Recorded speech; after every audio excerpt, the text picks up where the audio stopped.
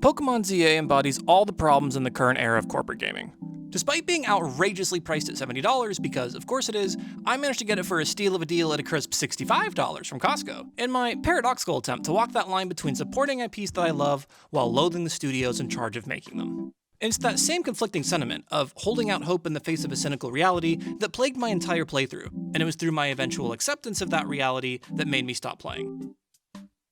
Pokemon ZA and Game Freak, really, gave me so many paper cuts and minor gripes that, when put together, overpowered any positive momentum the game was able to make, and made me feel like I was constantly being promised something that never fully materialized.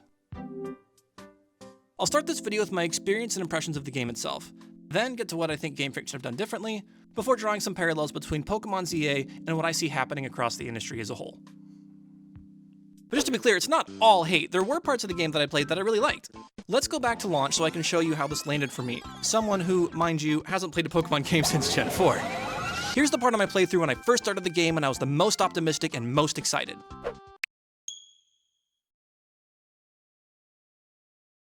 Right about there. It's all downhill from here.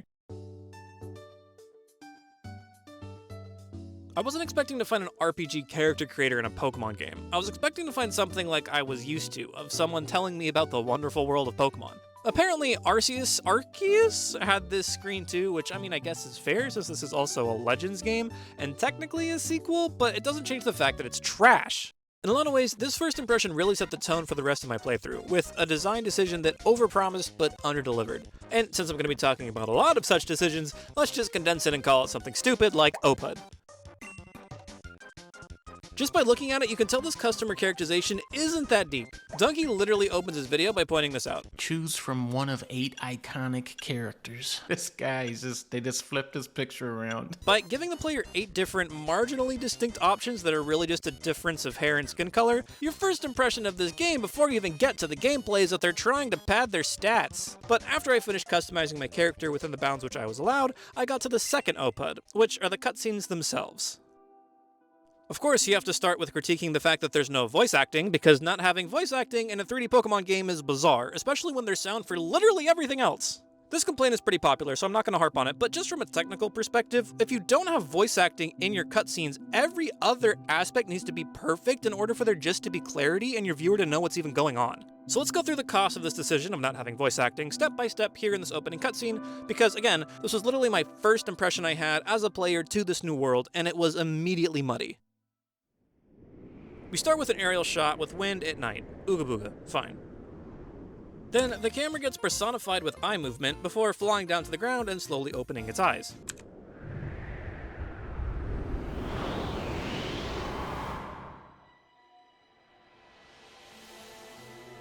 Aha! No voice acting though. Okay, a little jarring, it's okay. Homeboy here moved his arm so we know to look at him and can know he's the one speaking. Aha! Girl character moved her arm, now we know to look at her and know that she's probably gonna talk next. Fine, okay, so far so good.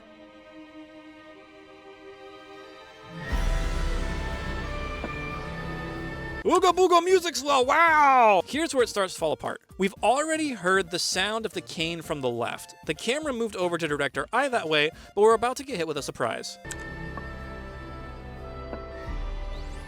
There's 2 characters! And crucially, our eyes have now moved from the first character with the cane, the reason we looked over there to begin with, to this new floating Pokemon that made sure to get our attention with a little twirl, so we're now firmly looking at whatever this is, and then a little Pokemon is told to stop, right along with our eyes, or at least that was likely the intent. But in the same movement the Pokemon is told to stop, Bone Man over here sways to the right, and since literally all we have to go on is movement because there's no dialogue, our eyes follow him and are somewhere over here looking at the big purple Ooga Booga with no other instruction on where to look, and then we get this.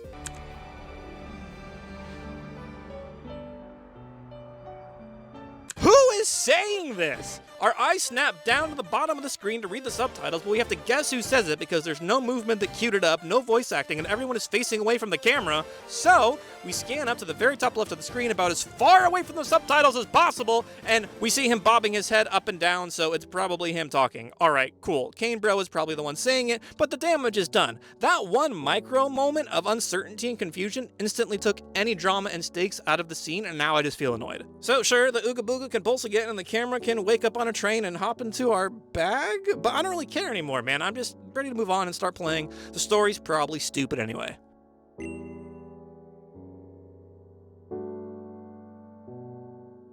After getting off the train, there was a pocket of hope again. The graphics and textures didn't seem too bad, and I get introduced to one of the cutest Pokemon models I've ever seen. I mean, I saw before on Twitter that people were thirsting for Butt Girl, but if we're doing teams, man, I don't know. I'm definitely going with Crop Top Cutie Patootie here. I mean, like, it's probably our rival, and it's probably gonna, like, mean something and more screen time, but, like, yes, this. More of this, please. Thank you. Yes. But even my first interaction with Crop Top Cutie Patootie gets ruined by this stupid game! She's first introduced with a high-angle pan to get her in the starter's center frame, then punched in with a close-up of the starters, a dialogue box, and her face still out of frame. Even though the shot is mostly of the three starters, the consistency of her placement from the first shot to the second, supported by our knowledge that Pokemon can't talk, let us easily identify this dialogue box as hers. The third shot confirms this assumption by having the camera pan around her center frame with the same dialogue box continuing from the same dialogue tree. This is unequivocally Crop Top Cutie Patootie's dialogue box. Because there's no name tag, the clarity of this dialogue box is dependent on the context of the frame and rules of the world. So when the very next frame is this,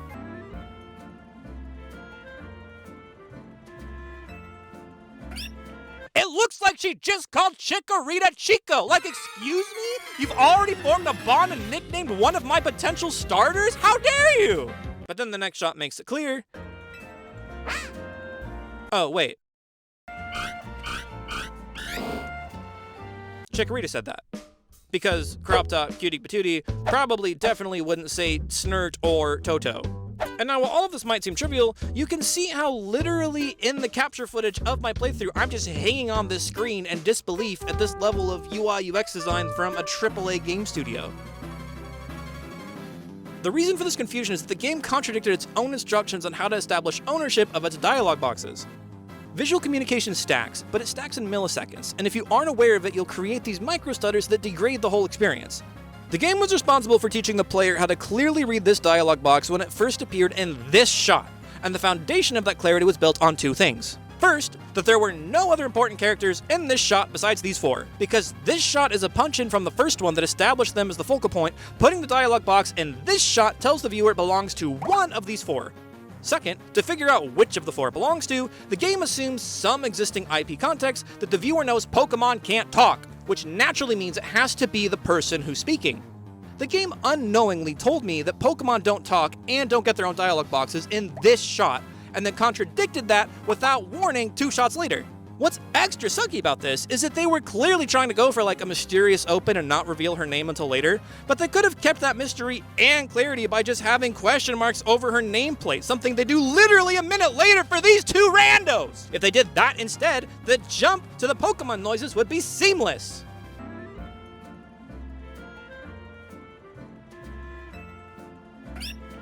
Clarity preserved! But even as I'm trying to get past this, the game doubles down and reminds me of the first OPUD of half-baked RPG elements and this pathetic excuse for a dialogue tree. Are you joking? There is no value in this dialogue tree. The very first dialogue tree you're given in this game, the dialogue tree that sets the tone for every dialogue tree to come, everyone knows that both of these will lead to the exact same response. This is a shameless display of fake agency that smells awfully similar to the character customization screen we saw at the beginning. At least the character customization had some options. This is literally one response disguised as 2. I'm gonna crash out if I talk about this here. I'll cover it more in the video, title screen next. Come on, let's keep going. Thanks.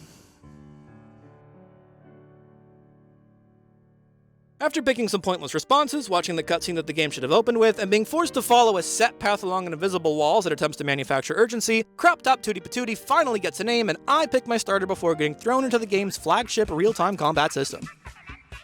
Real-time Pokemon combat has always been a dream of kids, like everywhere. Growing up, I remember being really miffed about stunts like this in the Pokemon anime, where Pokemon would dodge each other's moves, and Ash could just yell things like, Dodge it, Pikachu! So naturally, with that context, that's what I expected and tried to do, and I moved around to see if my Pokemon would respect my positioning.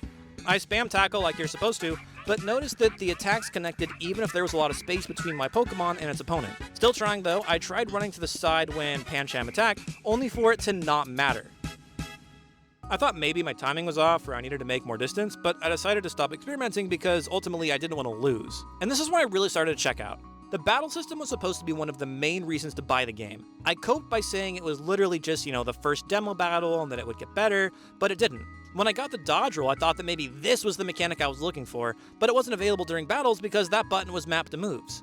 Even after all the battle tutorials in the game had moved on, I still didn't fully understand just how much agency I had during battles or how much positioning mattered. Towards the end of my playthrough, I learned rollout, which did seem to matter and suggest positioning was a thing, especially when using Ember made him run all the way back to me, and the fact that the Pikachu stayed in melee range after using Quick Attack. I experimented a bit later by using rollout on a wild Pokemon and rolling after it myself to try to keep up and managing to use Ember on the other side, but it felt clunky and like I was trying to make the combat be something it wasn't. I could see a meta of min-maxing your battles by timing your switches and using positioning moves like rollout, but the whole thing wasn't polished or compelling enough for me to think that that type of play was intentional, and that the game really just wanted me to spam attack moves. When I finally quit playing, the first thing I did was look up a video on the battle system to make sure I wasn't misunderstanding, and the first video I found said pretty much exactly what I was feeling. The most important thing you need to know about the combat in Pokemon Legends ZA is that it is completely fake.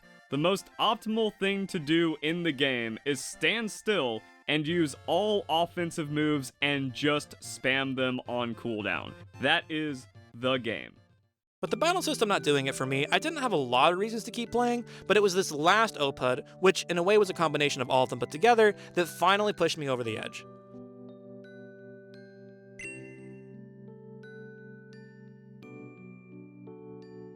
You can only be immersed in a world if the sum of its parts work together, and despite trying to stay immersed and overlooking broken part after broken part after broken part after broken part, it was talking to the NPCs that took me out of the experience completely. This NPC specifically. When the game introduced me to the latest iteration of Pokemon routes, I actually didn't hate it. It was a fun change of pace and felt more dangerous. Again, as someone whose most recent Pokemon game was Gen 4, for me to constantly see my Pokemon's health was running low while running around a 3D world as opposed to their health being off-screen in 2D, I was always very aware of how far away I was from a Pokemon Center. So naturally, I wondered if I had any potions to be able to stay in the zone for as long as I could. Then I saw this NPC behind her little chef cart and the game thrilled me for literally the first time, not including Tawny. That's so cool, I thought. What an opportunistic little capitalist selling healing items in a Pokemon zone. And it's thematic to boot. But when I talked to them, they said this.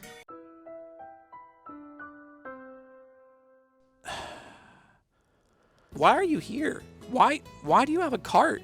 Your dialogue doesn't even match who you are. I see ice cream. Sell me some ice cream! You can't even give me a... There's nothing like a cold cone on a hot day catching Pokemon. Come on! A little further down the route, I find that they did indeed put what I expected, a merchant from whom to buy things. But if the game has two food vendors in the same map, why don't they acknowledge each other? Why don't they sell something different? Why couldn't this one sell frozen Vaporeon bathwater and this one sell hot Vaporeon bathwater? And why couldn't they be arch enemies? If you already have a shop merchant in the zone, and you know that this NPC is going to have this dialogue, then don't make them also look like a merchant! Editing this video in post, I see that I ran past some generic NPC that was asking me if I knew about potions that I didn't even see because my mini-map was blocking his text bubble, which is deeply ironic because that's exactly what I was looking for, but that's still too little too late. Even if I had seen him at this point, and his text bubble rendered at this distance, why would I go to him? Which is more interesting, a random dude or a merchant in a cart? Which of these two would you expect to receive healing items from? It's ridiculous how obvious this is to someone who even remotely cares about what they're doing. So from this point on, my eyes glazed over and I kept playing out of obligation, telling myself I'd give it until the first gym, whatever that would be in this game, before quitting. I ended up getting just past the fire or whatever cafe and caught a Budu and a magic cart before shutting it off and looking up videos about how the combat system actually worked.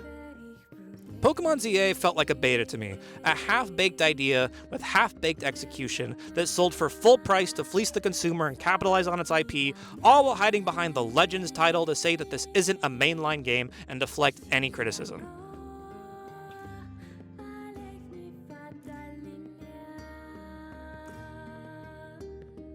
Pokemon ZA's 5 opening OPUDs were fumbled so badly they made me stop playing after just 2 hours. But before we look at how Game Freak could redo their opening to hook me into playing the rest of the game, let's be charitable and start by looking at the constraints they needed to overcome to even get the opening we got. Based off what they shipped, we know that Game Freak wanted an opening that was mysterious and narrative forward, teaches a novel and complex battle system, and French. Now, if only there was another game that came out this year that had an opening with these exact same constraints that was actually really good and we could use as a comparison. Wow, would you look at that? Funnily enough, there's a surprising amount of similarity between Expedition 33 and Pokemon ZA's openings. Only Expedition 33 did such a good job I fell in love with their world and binged their whole game in a week, versus Pokemon ZA made me rage quit and miss out on most of their game. What's even funnier is that their budgets are actually comparable too. Expedition 33's was projected to be under 30 mil, which is more than double Pokemon ZA's shoestring budget of 13 million, but it's right up there with Scarlet and Violet's budget of 22. So to be as generous in our comparison as possible, we can start the critique by saying that Game Freak should have given Pokemon ZA at least the same budget as Scarlet and Violet, that if nothing else was justified by how ambitious this new entry was, with them completely overhauling their combat system. But even then, saying that they needed more money isn't a great excuse, especially on the same year that Silksong came out, so money isn't really the issue. We're just being charitable here, come on. So with their constraints already aligned, but now with a fictitious budget to fund my cope and revisions, let's compare how Expedition 33's opening differed from Pokemon ZA's, and how Game Freak could have done it better. The first difference between Expedition 33 and Pokemon ZA is that Expedition 33 knows exactly what it is. It's a JRPG, and it starts its game accordingly. You load into an atmospheric main menu and select some settings before having a clear entry into its world. The only expectation set here is that the game is moody, which implies that it has a story to tell. Interestingly, this same format is actually adhered to pretty closely in the mainline Pokemon games. I'm going to use Gen 4 as an example because it's the last one that I played, but we've all seen it before. We load into a moody atmospheric main menu and have an entry into its world when we start talking to the professor. The similarity isn't too surprising when you consider that the older mainline Pokemon games are also JRPGs, where Expedition 33 is a Puppet Master JRPG where you control a cast of characters who have their own identities and progress along more linear story. Mainline Pokemon games are silent protagonist JRPGs where you play as a silent protagonist along a mostly fixed path. But as a Legends game and not a mainline Pokemon game, the first problem is that Pokemon ZA doesn't know what it is, and that confusion is obvious by how the game starts. In Pokemon ZA, the first thing you see when you fire up the game is a menu to select your language, followed by a character customization menu designed to be a reflection of you, the player. Not only does this break from the best practices of having character customization happen in-universe that both Expedition 33 and the mainline Pokemon titles adhere to, but it adds a point of complexity by having this character customization mirror Western RPGs, like Skyrim, where the player inserts themselves into the game world. Taking that ambitious step away from JRPGs towards Western RPGs would be fine if Game Freak did it correctly, but they made two big mistakes. The first is having character customization happen in the soulless systems menu outside of the supposedly vibrant world that the character is going to inhabit, which creates an inherent disconnect between the player and the in-game universe. Having character customization happen in-universe is a universal best practice, regardless of if you're a JRPG or a Western RPG, but it's considerably more important in a Western RPG where immersion and self-inserts are prioritized. Skyrim, a pretty good example of a Western RPG, demonstrates this perfectly by having you clearly start the game from an atmospheric main menu, formally enter its world, learn a bit about the world, and then customize your character within that world when the guard asks you who you are. The second mistake is that despite leaning towards a Western RPG by encouraging the player to insert themselves into the world, Game Freak balks at the cost of actually giving you that freedom. Game Freak emphasized player customization and self-inserting before I even entered the world, a design decision that implies they have a system to support the weight of my whims, only for the game to betray that implication and keep the training wheels on the entire time and never let me make any meaningful choices. Now compare Pokemon ZA's mixed messaging to Expedition 33's clarity, which was consistent in communicating that it was a Puppet Master JRPG from the start. Through its opening cutscene, it made perfectly clear that I, personally, was not Gustav, and therefore shouldn't expect total control of his actions and fully self-insert. But it then immediately capitalized on the benefit of that clarity by surprising me with a thrill of agency when asking me if I wanted to pick up the rose. Where Pokemon ZA's opening overpromised and underdelivered the aspect of player choice, Expedition 33's underpromised and overdelivered simply by knowing what it was. Instead of the start we got, imagine if they did this and actually put in the work to justify including some of these Western RPG elements.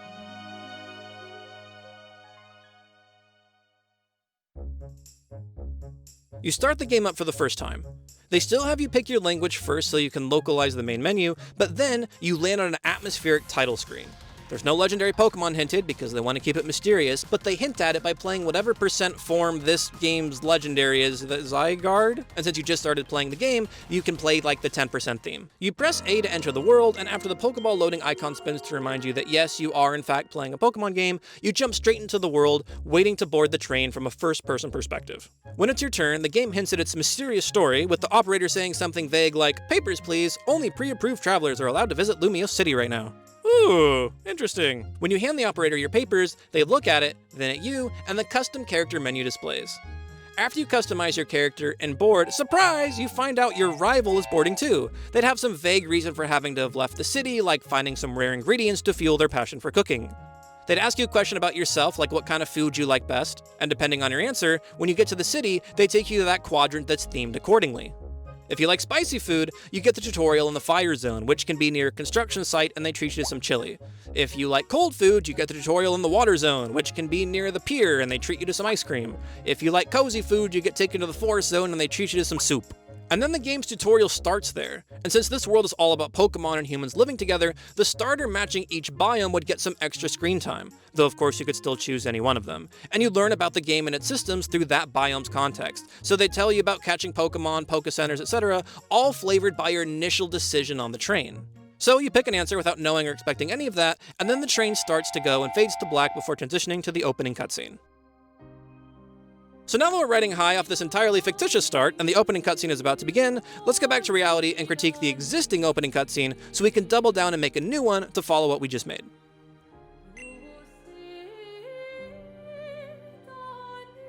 Before we start breaking down the opening cutscene, let's start by identifying what makes a cutscene compelling in the first place. Stakes. Stakes, in the narrative sense, is the audience's understanding of what is happening to who and why. Stakes are the why and why do I care that this is happening, and everything else from clarity to pacing to emotion are built off that foundation. If the audience knows at least what is happening to who, the why those things are happening can be withheld to create mystery. When stakes are done right, the mystery feels intentional, but when done wrong, the mystery feels cheap and confusing. So continuing with our foil, let's take a look at Expedition 33's opening cutscene to begin our comparison and see how Pokemon ZA's could have been better.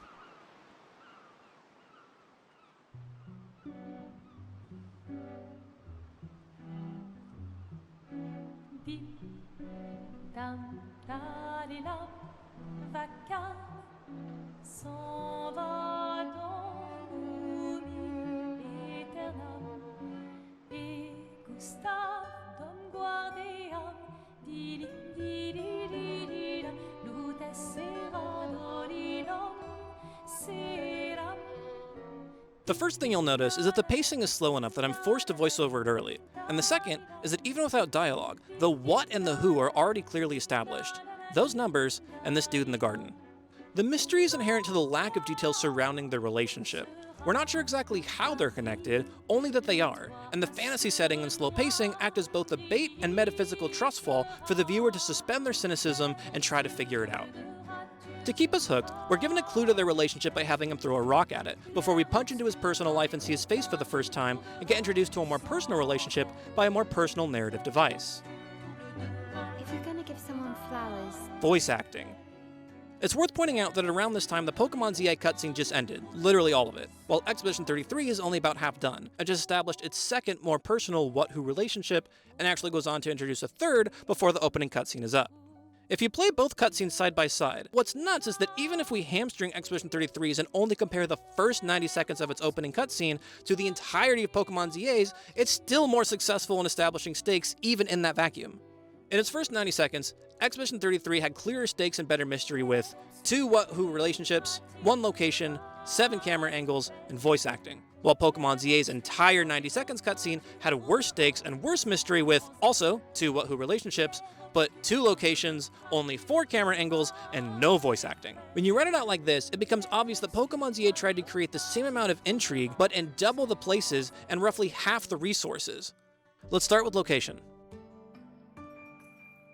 Expedition 33 starts by giving us one cohesive location to sink our teeth into that's absurdly fantastical, with a warped Eiffel Tower, floating islands, a crumbling city, and massive glowing numbers. It forces us to accept this fantasy world as a baseline, and earns back the credibility we loaned it by toning down the fantasy and working its way back to reality with grounded human actions like throwing rocks and giving flowers. Staying in one location gave it the breathing room it needed to establish its stakes and show that even if the world is unfamiliar, its people and their feelings are surprisingly relatable. Pokemon ZA does the opposite, and starts horribly mundane before ramping up the fantasy elements so fast we never get attached to it. The camera itself can turn out to be a character, faceless people can say vague things, a tower can grow purple, and the player can travel to the purple tower that's now not purple anymore, but if there's no perceivable impact of those occurrences, there's no reason to get invested.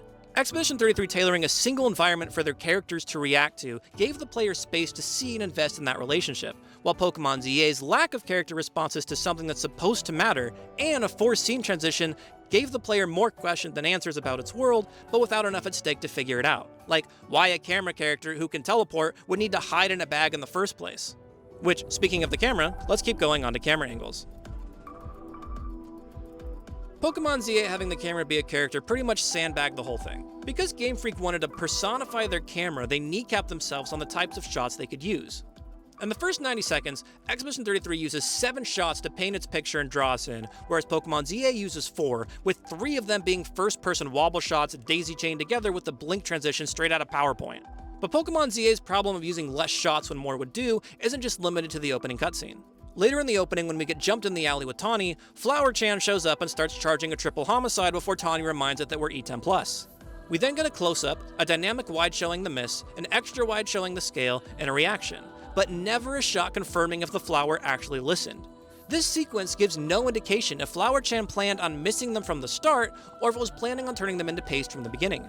The dialogue suggests pasting intent, because it's this initial problematic direction of the charge that prompted Tawny to tell it not to hit them in the first place. But because we never see the flower change the direction of the beam, we technically don't know if it listened to Tawny or not. Which is stupid, and it sucks because since we don't know how to engage with this character.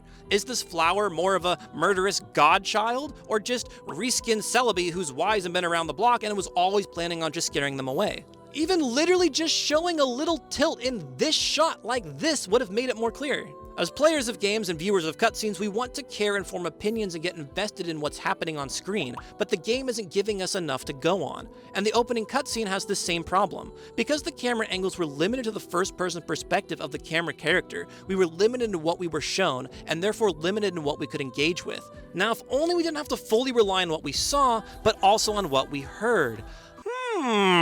That's right, gang. It's time to talk about...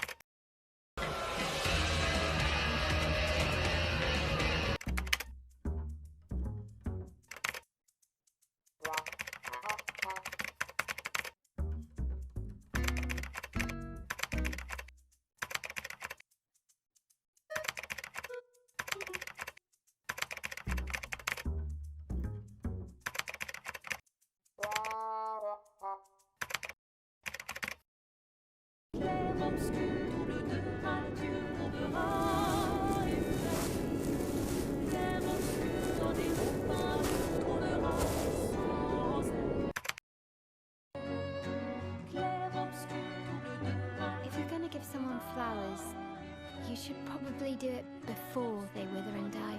What, the flower? Or Sophie? It's so stupid! Give me my voice back! You can't even compare them! They even timed the voice delivery to match the soundtrack. And sure, Expedition 33 had a stacked deck for their voiceover talent, but that's still not a good excuse for someone with as deep of pockets as Game Freak. And if Game Freak did actually use voice acting, it would have added a lot of clarity to the opening cutscene and let them be more creative and free with their storytelling. But without having voice acting, it seemed just like another needless constraint that made it harder for them to bring their world to life and felt more like cutting corners than intentional design. So between the locations, the camera angles, and the lack of voice acting, we got the opening cutscene we got. But honestly, it would have been really easy to fix. The easiest fix of this whole intro would be to show some negative consequence of the tower turning purple that doesn't ruin the reveal Game Freak clearly wants to share later. They can literally keep the beginning part unchanged, but when we cut to the player the next day and look out the window at the tower, when the camera character turns back to the player, who is now of course staying next to Tawny, have an evil spooky flame tentacle thing burn him or hurt him in some way, have Tawny not be able to see it and freak out as the player winces in pain, and then, have it end, and oh, what was that? I don't know, that was really weird. And then the camera can jump into the player's bag and the game starts as normal, but now we have a reason to care. That purple stuff is scary, it hurts people, it's not harmless. I wonder what it is. But we didn't get that. And once the actual cutscene ends and the actual gameplay and the rest of the opening starts, the game doesn't really get much better. So let's move on to the next section. In the interest of time, I'm going to truncate the last 3 OPUDs and just call it everything else. Partially because this video is getting too long, and partially because Expedition 33 blends them all so seamlessly, it's honestly an easier comparison. After its twice as long and infinitely better opening cutscene, Expedition 33's handling of those 3 elements, UI UX, battle system, and immersion and world building, are so good it's a textbook example of invisible design, which is an almost overused term to describe a design so efficient that it seems obvious to interact with in one way and one way only. An easy example of this is in something we use every day. Doors. These doors are a great example of invisible design. It is immediately clear that you push on one and pull on the other. No confusion. These doors are a bit worse. The back doors have the same invisible design as the first photo, but the doors closest to us give us a millisecond of pause. Because we can technically both push and pull using this vertical grip, the fact that we can see that it's mirrored on the other side of the door makes us unsure which direction is prioritized. If the door is prioritized for people entering the building, which it often is, and we're leaving this way, we'd expect to push the door open, which is opposite our natural inclination to pull it, and opposite our learned behavior since we would have had to pull this design twice already just to enter the building we're now trying to leave. This design concept of intuitive, invisible design applies to everything. In the book, Don't Make Me Think, it shows this principle in 2D web design and clickable links, with better design requiring less thought. So getting back to games, it's no surprise that this principle is at work here as well. In Expedition 33, when the cutscenes ends, you are, figuratively and literally, on rails running after Maël on the roof. There is no question where you need to go and no reason to think otherwise. Gustav is in the exact same position as he was in the cutscene, and the rose is still there for you to choose if you want to interact with it or not. There is one exit from the fenced-in balcony, with Maël standing there waiting for you. When you get to her, she tells you to follow her with A, her action by sprinting off, and B, her dialogue of "alright, let's go, I'll accompany you there." As you run after her, you have no narrative or gameplay reason to accidentally deviate from your path. There is narrative urgency to get to whoever Sophie is, and there are in-world literal guardrails stopping you from jumping off the roof. And at a point where you could possibly explore, Maël waits for you in the center before continuing on. Compare this to Pokemon ZA. After the opening cutscene, you get full control of your character until you get to the city, where your agency is then taken away. When your agency is taken away from you, you're forced to answer a leading question that forces you to run in a specific direction. After forcing you to run in that direction, the game gives you your agency back and tells you to keep running in that direction, but it only tells you to do that with a narrative motivation. The world itself is disconnected from this instruction because it's literally wide open and suggesting that you could go anywhere you please. If you listen to the world instead of the narrative and take up its invisible design messaging, you get hit instead with an invisible wall telling you that you can't do that. The world says one thing, and the narrative says another. If the player doesn't really have any agency in this section, and there's nothing of value happening here, Game Freak should have just not given you your agency back and skipped this section entirely and taken you straight to the battle tutorial like this.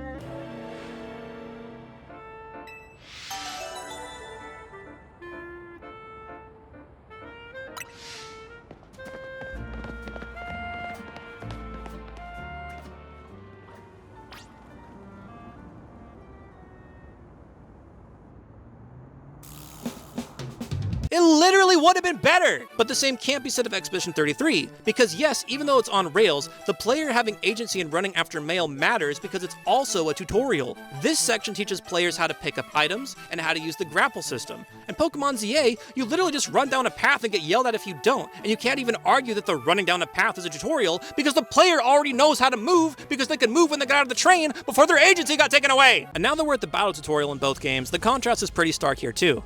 First of all, in Expedition 33, it gives you the option to skip it, which is huge. But if you go with the tutorial, the single most important element is that it leaves zero room for confusion. Every single battle mechanic is paused and highlighted for you and requires player input to progress.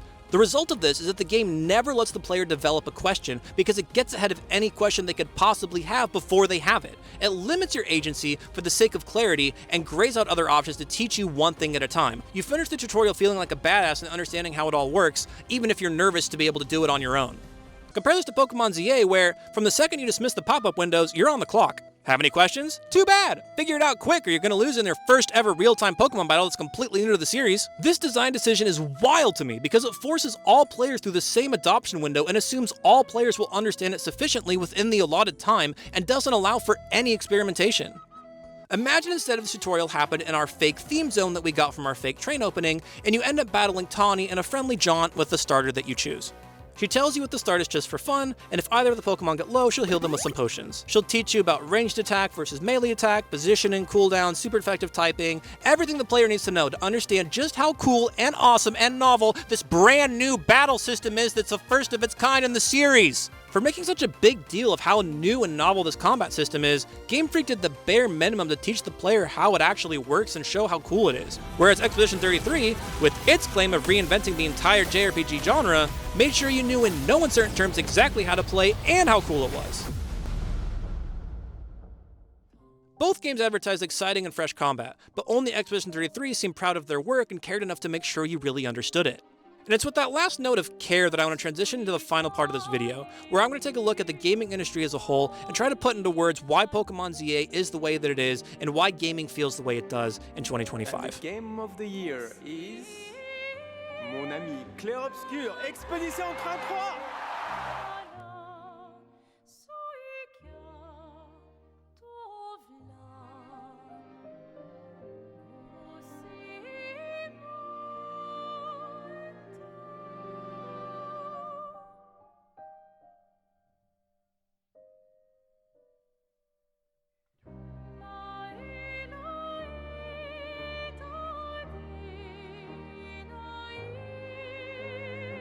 The title for this section, The Degradation of Care, is really just another more title-friendly way of saying enshittification, which, if you're unfamiliar, is a term to describe the gradual decline in quality of digital platforms and services, which happens when companies care more about money than the thing they actually make. And I think it's pretty safe to say that a lot of people feel enshittification happening kind of everywhere across the board, and not just specific to games. But even that term, enshittification, I feel like is overloaded and thrown around too much that it kind of dismisses the nuance and reality of why it's happening in the first place.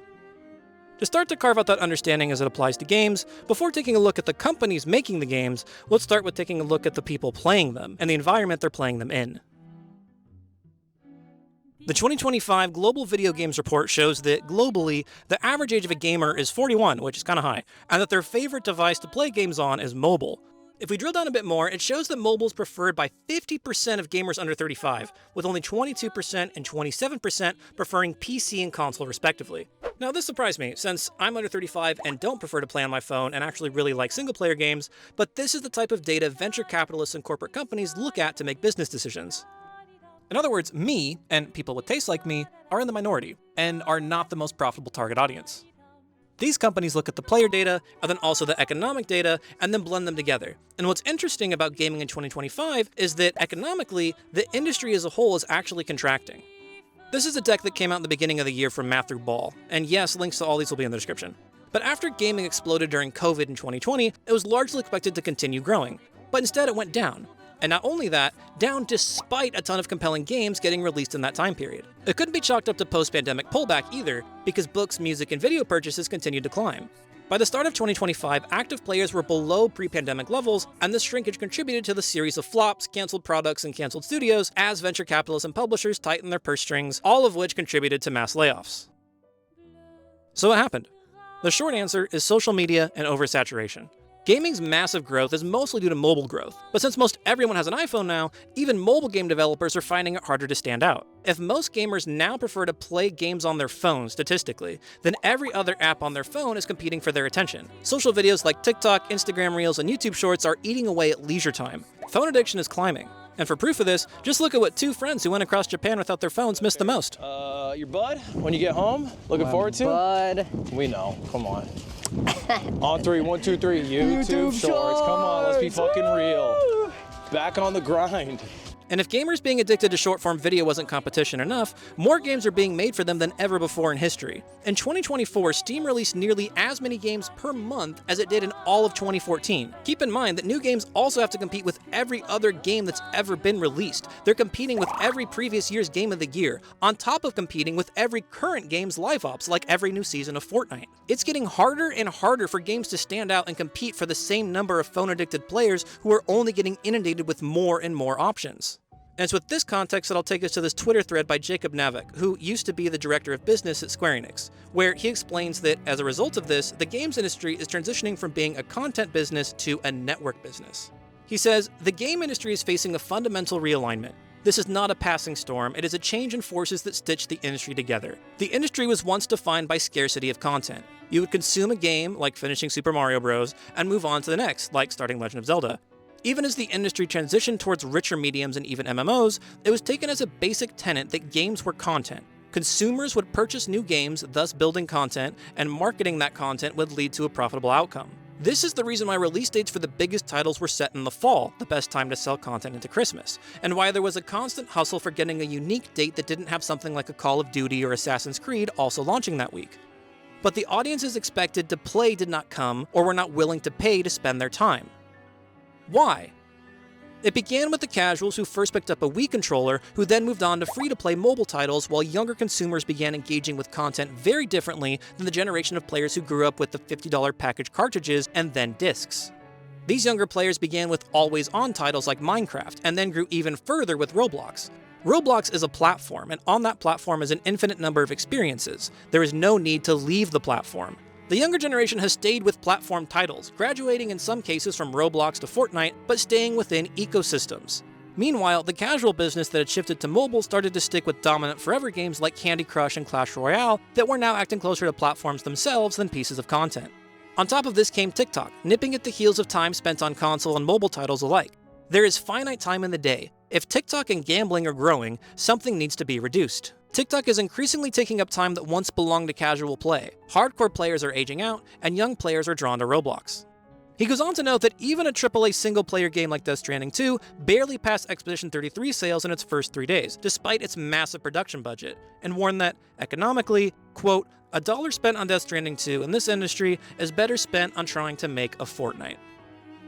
So, where does that leave us? With an industry that plays it safe, milking cash cows and cutting corners, all while trying to pass it off as innovation. The rot is everywhere. It's in Pokemon ZA, retailing for $70 and masquerading as a finished game when it should have been $40 in a beta. It's Microsoft's latest Halo remake, with added sprinting and an ammo count to the needler to make it feel like they're doing something new, while promising investors they're going to compete with TikTok.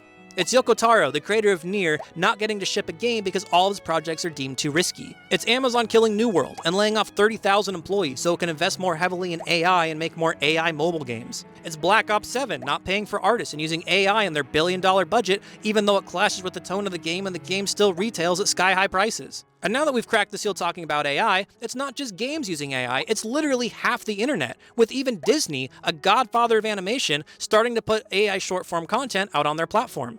So if everyone is using AI to speed up production and going for quantity over quality, why prioritize anything that takes time? This leads YouTube to making shorts content earn more revenue per watch hour than long-form content. This leads to One Punch Man animation quality going in the gutter, whatever CGI mess this is, and AI building in Minecraft that completely defeats the point of playing. And even if a company does take the time and prioritize quality, the rot comes back in the form of crunch and objectively smaller profits. Red Dead Redemption 2 was full of quality, but it was built on the back of burnt-out devs, and so much of that quality was needless, pointless, and stupid, all just to make half as much as Candy Crush.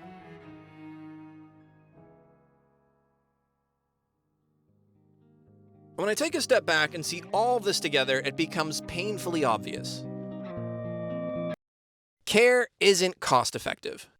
Why care enough to make something great when you can just make something good and make more money? Why make something good when you can just exploit dopamine and make even more money? And then why make anything at all when you can just steal things for free and compete in the same market you're stealing from? Every day I'm surrounded by people trying to get their bag and escape the rat race without realizing they're actively destroying the place they're supposedly trying to escape to. If you want to create art as a product, it needs to be art first, product second. But people don't want to pay for what good art costs. And good art always costs because it's the cost of making it that gives art its value. Like, why am I making a long-form video in an algorithm that prioritizes shorts? Why am I waking up at 2 a.m. to edit this stupid video before work because it's the only time I can fit it in? Why am I paying so much for something that the industry and society doesn't reward?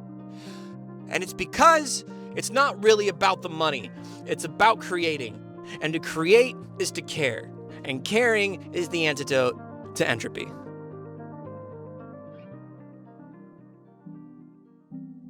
So with all that being said, yeah, I care. I care a lot. And the reason why I quit games is because I need the game to care just as much as me if I'm going to keep playing it. Like, that's why I loved Expedition 33, but rage quit Pokemon. And I quit Tears of the Kingdom too. But just like in my I couldn't finish Tears of the Kingdom video, where the comments told me that the game does get better and that there is evidence of care further down the road, I see that same thing happening here with Pokemon in the form of the DLC. And sure, people on Twitter are posting about how much they love the rest of the game that I haven't played, so like, cool, I guess, good for you. Like, I'm glad you're having fun. But for me, the DLC is what's making me consider playing again because of like tinfoil like this, where this character might be related to others in the series, or that, the butt detective can make a reference to the grunts in past games, and that your rival does that classic anime grimace thing, and that, the DLC is apparently a roguelike? Question mark? All of that gives me hope that maybe there's still some care to be found in Pokemon after all, even if it's half-baked and won't live up to my expectations. So I'm probably going to keep playing, and maybe even stream the rest of my playthrough. But since Game Freak's already shown me that they have a problem with stakes, I might just make my own and turn it into a Nuzlocke. And honestly, trying to turn a real-time Pokemon game into a Nuzlocke is a fun challenge in and of itself that I'm kind of interested to try out. And, if that sounds fun to you, you can find the link to my Twitch in the description, and, I'll make a post or something if I end up actually going through with it and finishing the game. But, at the end of the day, I'm not going to stop caring about art and the games that I play. Even if that means, either quitting them and playing something else altogether, or inject my own rules and headcanons to give the games the care that I wish that they had to begin with. So if you made it to the end of the video, I don't know what timestamp this is, or if you just finished your food or where you're at, but thanks for watching. This has been pretty long. I appreciate it. Thanks for listening to my rant. See you in the next one.